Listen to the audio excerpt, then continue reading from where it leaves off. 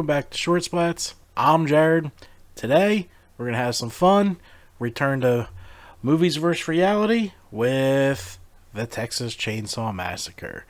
Everyone knows this story pretty much. Not a lot to tell. I do want to do an Ed Gein special one day, but let's get to our videos and see what's going on with Jimmy J. Here we go. All right, heads, get ready for another killer Friday the 13th weekend in Blairstown at the iconic Blairstown Diner. For what? For the inaugural Friday the 13th mini-con, all hosted by yours truly and the Horror 365 team. I'm telling you, we just have an incredible lineup in store for each and every one of you. Signings and photo ops with various alumni from different Friday movies, screenings, Q&A sessions, a wedding vow renewal segment, a costume competition, hell, even a dinner with the alumni. Who does that? So, make Mother proud and get your tickets now. F13minicon.eventbrite.com, that is F13minicon.eventbrite.com. Come on out for the only Friday the 13th of the year and be a part of the history in the making. We'll see you Friday the 13th.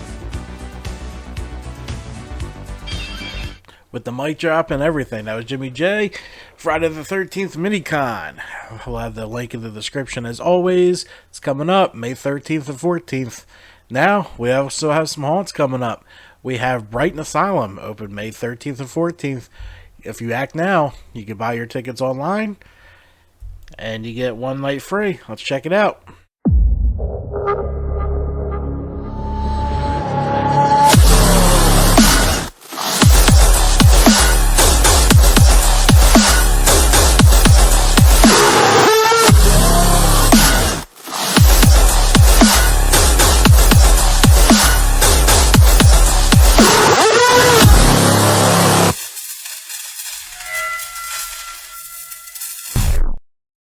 Pretty dope. Cool new video. We also have Field of Screams open one night only, May 14th. We will be in attendance. So make sure you buy your tickets now. Meet us out there. We'll have a great time. Come say hi. Let's check out the video.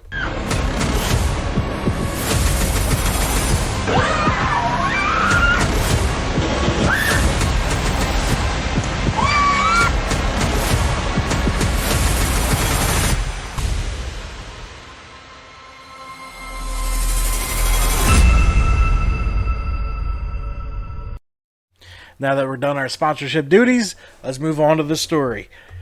Movies versus reality, the Texas Chainsaw Massacre. Alright, who's ready for this? And like I said, this deserves their own. Today, we're going to talk about movies versus reality. Ed Gein, the serial killer that became the inspiration behind some of our favorite horror movie icons. Edward Theodore Gein, the Butcher of Plainfield, was born in Plainfield, Wisconsin on August 27, 1906. Ed was one of America's first prolific serial killers. Ed Gein had some serious mental issues and a ton of mommy issues when he started committing his crimes. Before being arrested, after police found a murder that Gein had no doubt committed, he held different odd jobs here and there and owned the farm that his family previously owned before he took over. Gein was reportedly well-liked in the area. Some would consider him just a harmless oddball going about his business.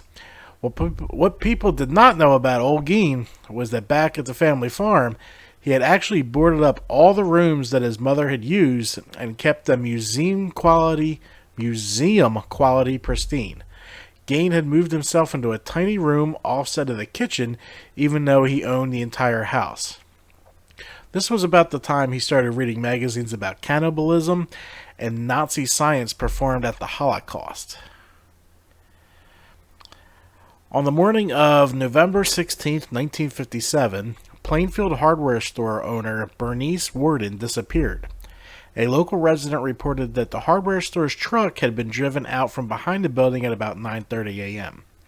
The hardware store was closed all day, which had not been very suspicious as it was hunting season and Worden would often join in the festivities. At about 5 o'clock p.m., Warden's son, Deputy Sheriff Frank Warden, entered the store to find that the cash register was open and that there were very noticeable bloodstains on the floor. Frank Warden told investigators that Ed Gein had been in the store the night before his mother went missing and that he would return the next morning to pick up some antifreeze. A sales slip for a gallon of antifreeze was the last receipt written by Bernice before her disappearance. On the evening of the same day, Gein was arrested at the local grocery store. During his arrest, the Washoe County Sheriff's Department would search the Gein farm. This is when all of our movies became thoughts. A deputy from the Sheriff's Department found Bernice Warden's decapitated body in a shed on the Gein property, hung upside down from her legs with a crossbar at her ankles and ropes at her wrist. The torso was ripped open and dressed like a deer.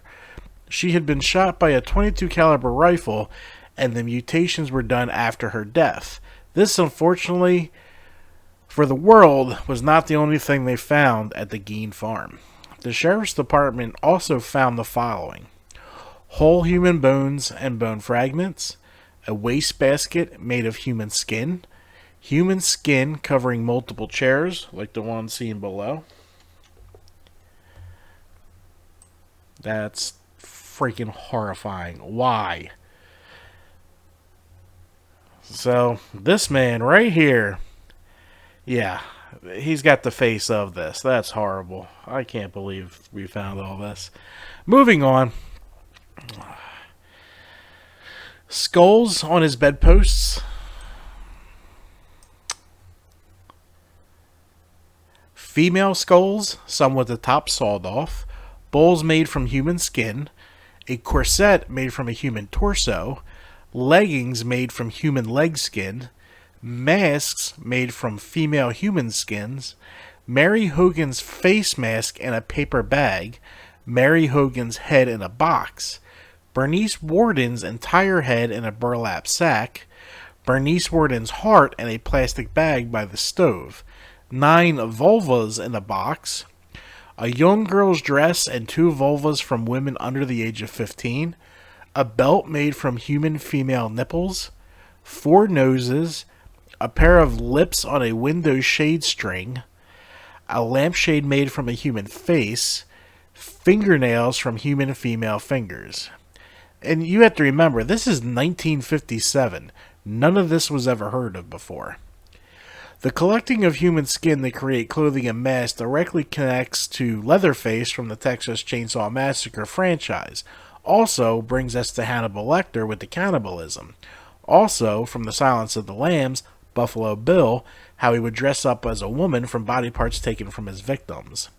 Now that brings us to the inspiration behind Norman Bates and the classic Psycho from Alfred Hitchcock, one of the darkest movies of its time, and broke the mold on horror and what would be possible out of actual human beings. Ed Gein was trying to dress like his mother with all the parts taken from his victims. Also, the way Norman Bates kept his mother's body all those years later was reflective of everything that Ed Gein had boarded up to protect. Ed Gein is horror. Ed Gein's horrors inspired some of younger film directors to stardom and set the horror genre on fire. Even after seeing all the movies this disgusting person inspired, it is still very understand what those police went through that day. And imagine walking onto that and seeing all that shit, and it was all in that one little room. Oh, I wonder how many cops threw up after that. Well, that's all I got for you today is Short Splats. We'll go deeper into Ed Gein eventually on the podcast, because it's an inspiration for multiple horror movies. But this has been Movies vs. Reality, the Texas Chainsaw Massacre. I'm Jared. This has been Short Splats, and I'm out.